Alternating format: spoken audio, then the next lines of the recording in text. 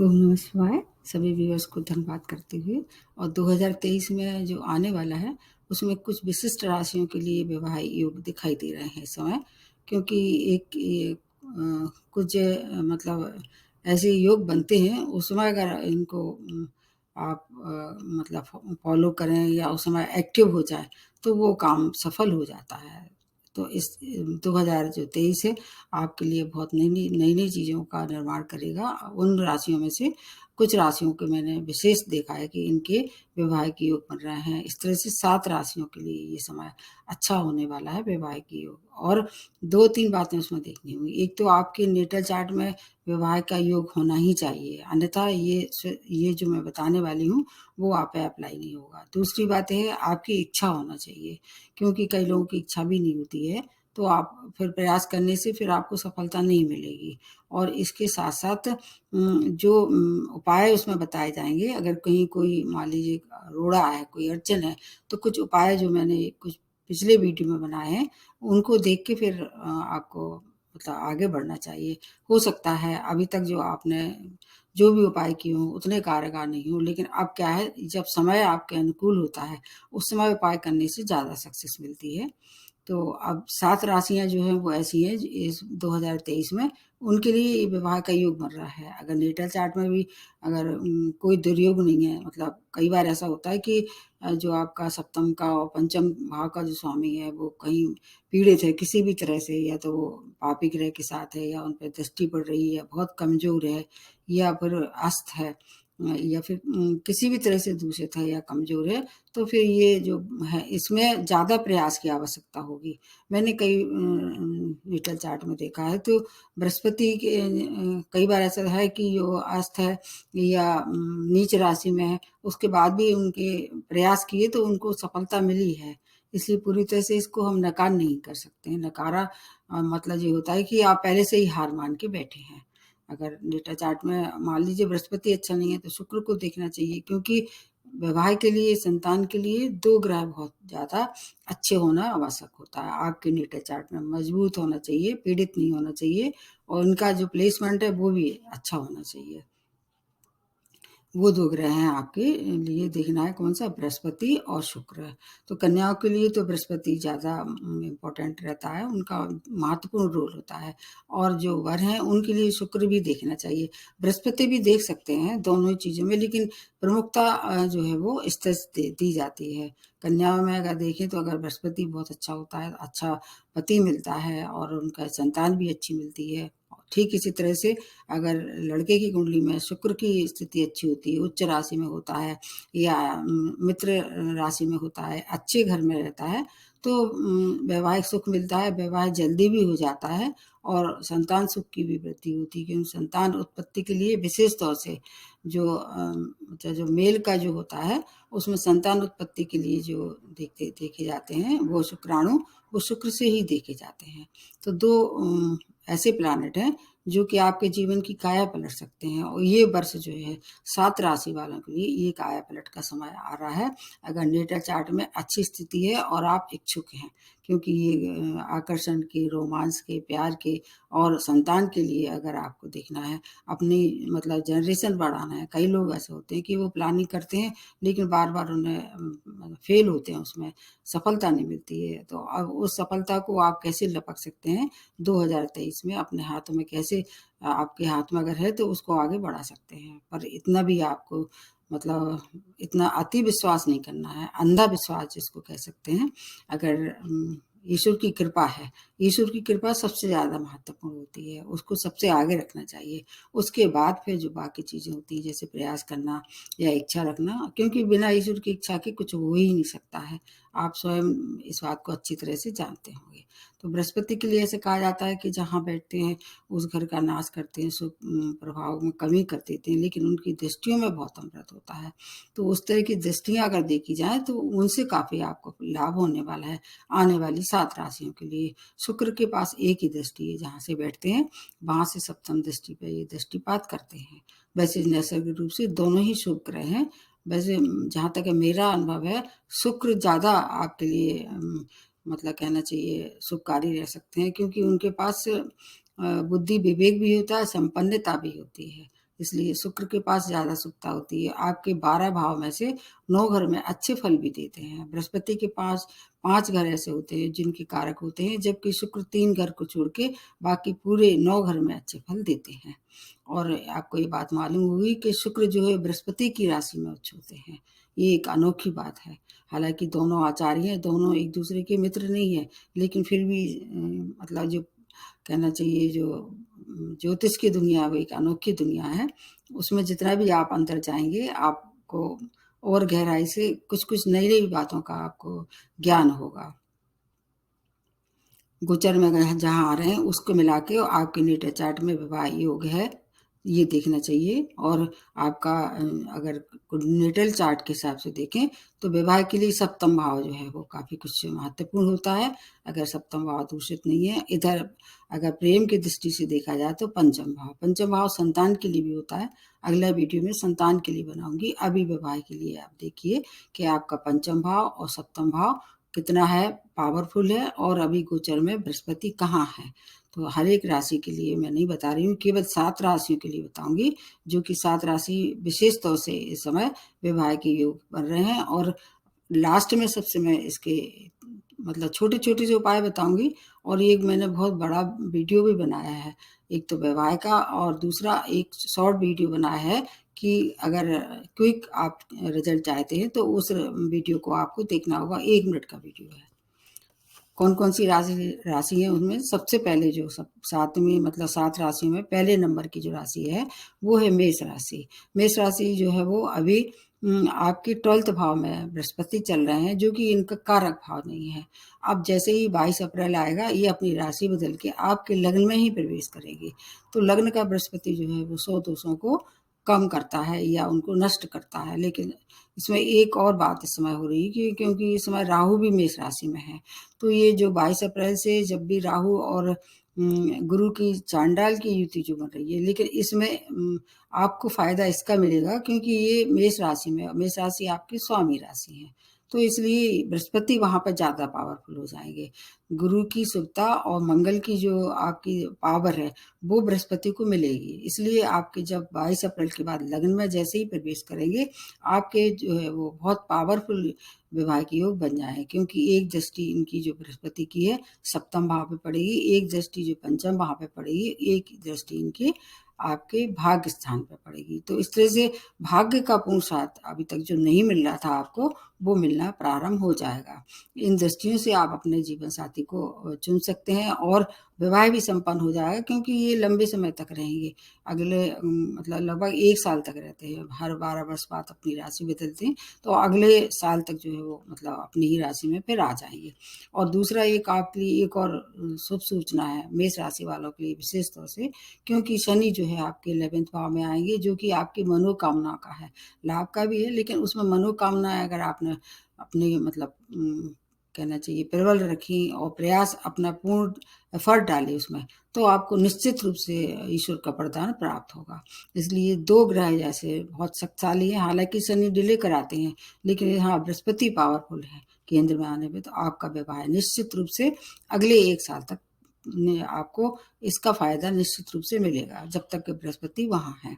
अब दूसरे नंबर की जो राशि भाग्यशाली राशि वो है मिथुन राशि। मिथुन राशि पे ढैया समाप्त होने वाला है, इसलिए आपको बहुत फायदा होगा। और जैसे ढैया समाप्त होगा तो आपको शनि का भी फायदा होगा, और इधर बृहस्पति आपके 11th भाव में आ जाएंगे, क्योंकि ये 11th भाव बहुत अच्छा भाव मानते हैं, इसमें कोई भी ग्रह खराब फल नहीं देता है। और मनोकामना का भी है। इनकी एक दृष्टि जो है वो आपके पंचम भाव पे जो कि संतान सुख है उस पे पड़ेगी, इसका लाभ आपको मिलेगा। और एक दृष्टि आपके कहाँ पड़ेगी, आपके उसमें सप्तम भाव पे। इन सब दृष्टियों का आपको देखना चाहिए। मैंने वीडियो बहुत लंबे से बना के दिया है, तो आपको इसका लाभ मिलेगा। कहाँ दृष्टि पड़ती है, बृहस्पति की 3 दृष्टियों का पूरा लाभ मिलेगा। अतः आपका विवाह होना निश्चित है अगर आप कोशिश करें तो। जो मनोकामना है और भी मनोकामना होंगी उनको भी ये पूर्ण करेंगे। यहाँ केवल विवाह की बात हो रही है। और आपके लिए राहु भी आपके सपोर्टिव रहेंगे उस समय, क्योंकि 11th भाव में हर एक ग्रह जो वो काफी अच्छे परिणाम परिणाम देता है।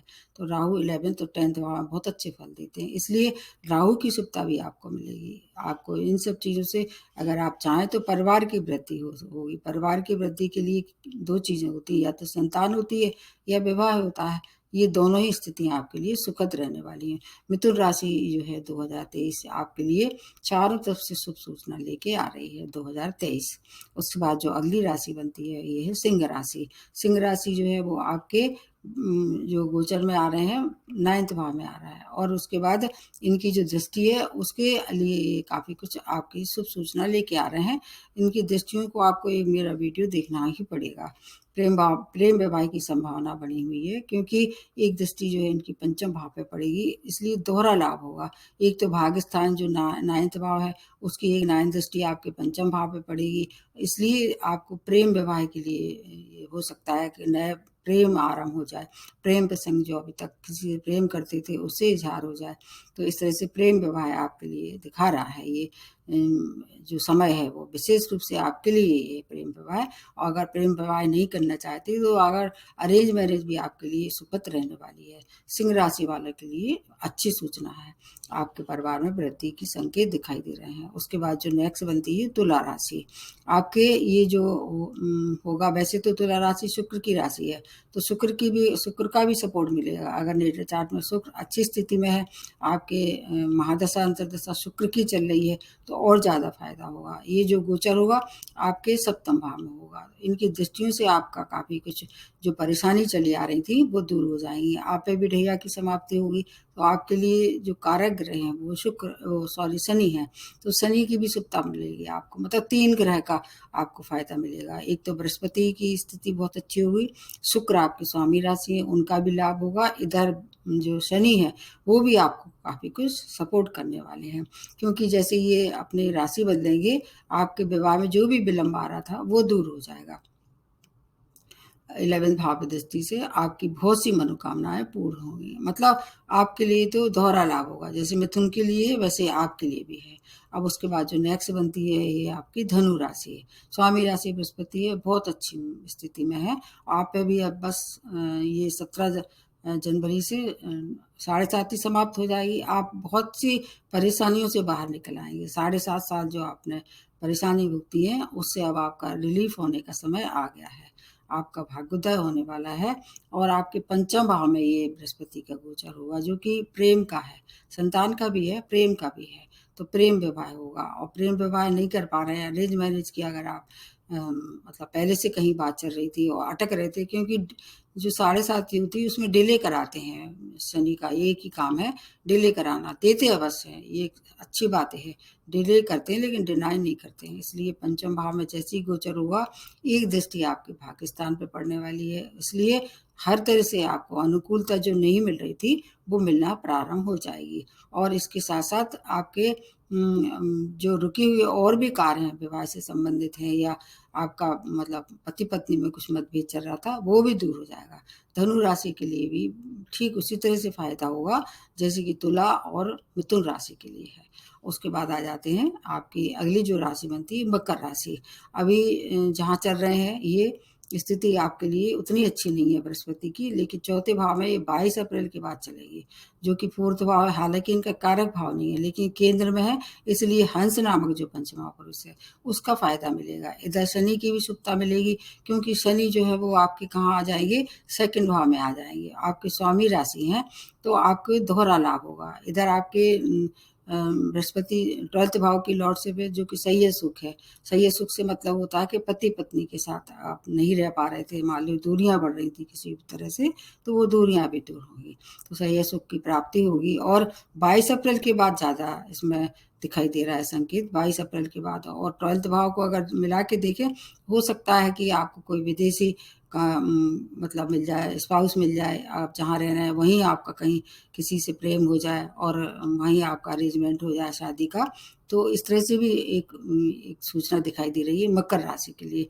12th भाव जो है वह जब एक्टिवेट होता है तो ये सब देखी जाती है, विदेशी जीवन साथी या विदेश में जाके वहाँ आप अपना मतलब कुछ ऐसा कर सकते हैं कि वहीं सेटलमेंट हो जाए, बहुत सी चीज़ों के लिए ये देखा जाता है, विदेश यात्राएँ और व्यय के लिए भी वो इसमें व्यय नहीं बता रही हूँ, केवल शादी के लिए बता रही हूँ। चौथा भाव आपके परिवार का है, तो परिवार में खुशियों का माहौल रहने वाला है और इनकी दृष्टियाँ जो हैं वो आपको काफ़ी लाभ पहुँचाने वाली हैं। उसका वीडियो आपको देखना चाहिए। उसके बाद आ जाते हैं कुंभ राशि। कुंभ राशि जो है वो आपके लिए काफ़ी अच्छी सूचना है। ये अभी 3rd भाव में गोचर करने वाले हैं, जो कि इनका कारक नहीं है, लेकिन इनकी दृष्टियों का बहुत लाभ होगा। एक दृष्टि जो इनकी आपके 7म भाव पर पड़ेगी, उससे आपका क्या होगा, वैवाहिक में रोड़े आ रहे थे, तो रोड़े दूर हो जाएँगे। अगर वैवाहिक संबंध खराब हो रहा था, तो ये संबंध भी उसमें मधुरता आना शुरू हो जाएगी, क्योंकि राहु इस समय 3rd भाव में रहेंगे, जो कि अत्यंत श्रेष्ठ समय है। राहु के हिसाब से देखें तो राहु तीसरे, छठवें और 10वें और 11वें भाव है। मैं 10वां भाव भी मानती हूँ। राहु का बेस्ट भाव है ये 10वां भाव। तो अगर राहु को मिला के देखें तो आपके लिए भी ये सुखद सूचना है। तो ये जो 7 राशियाँ हैं, उनके लिए वैवाहिक योग बन रहे हैं। अब ऐसा नहीं कहा जा सकता कि वैवाहिक योग बन रहा है, आप प्रयास नहीं कर रहे हैं या नेटल चार्ट में इसके योग नहीं है, तो भी आपका विवाह होगा। अब इसमें दूसरी बात पॉजिटिवली ये है कि अगर आपकी महादशा अंतर्दशा बृहस्पति की चल रही है, शुक्र की चल रही है, यानी शनि की भी चल रही है, तब भी आपको इसका लाभ मिलेगा। आपके कारक ग्रह की चल रही है तो भी लाभ होगा।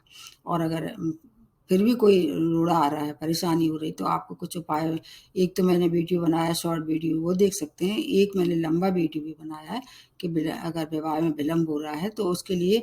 और अभी के लिए मैं बता देती हूँ कि बृहस्पति अगर आपको किसी भी तरह से परेशान करते हैं, बृहस्पति देवता, तो आपको बृहस्पति का उपवास रखना चाहिए, व्रत रखना चाहिए। उसमें आपको केला दान कर सकते हैं और चने की दाल दान कर सकते हैं, केले के वृक्ष की पूजा कर सकते हैं। इसके अलावा अगर आपको सूट करता है तो पुखराज रत्न भी पहन सकते हैं, वो भी बृहस्पति का रत्न है। अगर पुखराज आपको अफोर्ड नहीं कर सकते हैं तो उसका सब्स्टिट्यूट जो टोपाज है उसको पहन सकते हैं। अगर शुक्र की वजह से कोई परेशानी है तो आपको पहनना चाहिए, फिर डायमंड भी पहन सकते हैं, ओपल पहन सकते हैं। और शुक्रवार के लिए ऐसा कहा जाता है स्त्री वर्ग का सम्मान करना।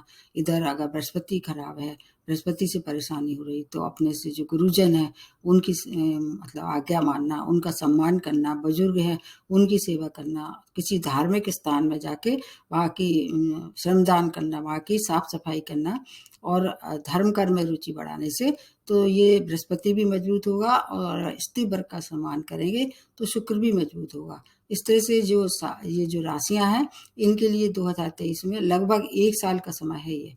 इससे आपको निश्चित रूप से ये समय विवाह संपन्न होना ही चाहिए और मेरी ओर से आप सब लोगों को शुभकामनाएं। ईश्वर करे आपकी हर एक मनोकामना पूर्ण हो, आपका जीवन सुखमय हो और हेल्दी रहे। आज के लिए यहीं समाप्त करते हुए नमस्ते और धन्यवाद।